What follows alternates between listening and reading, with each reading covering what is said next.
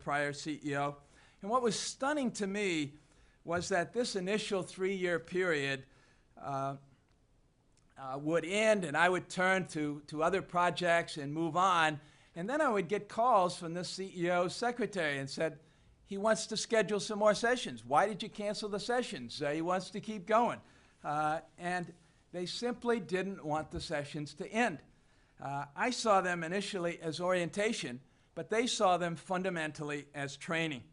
They were expected to be leaders, but if they found a very difficult problem, who were they going to go to? Were they going to go to the board chair? He just hired them as the person who was supposed to solve these problems. Were they going to go to the administrators to whom they reported?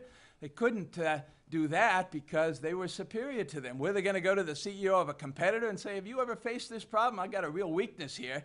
Well, in the tough climate we're facing out there, the competitor would have taken advantage of that, and they certainly were not going to do that. They had been hired to solve these problems, and if they didn't know how to do it, someone else was going to be hired to do that. So I became basically their sounding board, and through these sessions, they identified their priorities and the style that they needed to lead the organization.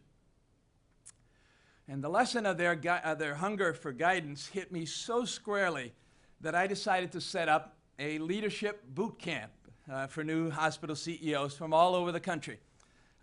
These are very busy guys. I brought them into a central location from all over the country, and the invitations were never refused. When I asked the new CEO if he wanted to come to a training session and sit with his peers, they always said yes. And I always started with an introductory dinner. I said, come on, we'll have an informal dinner, we'll get together, we'll meet each other, and then we'll go into the hard training sessions the next day. Well, you can imagine what happened. As soon as they sat down for dinner, they started to spill their guts.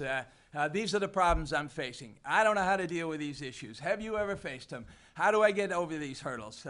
And they were searching immediately for guidance. And when the boot camp finished and we were all done with these substantive sessions, I went on and started planning the one for the next session with a new group of brand new CEOs. And the former group said, no, you can't leave us abandoned. We want to do this again. Set it up for next year. Let's have another one of these sessions. This is very valuable. We need more training. We need to keep at this.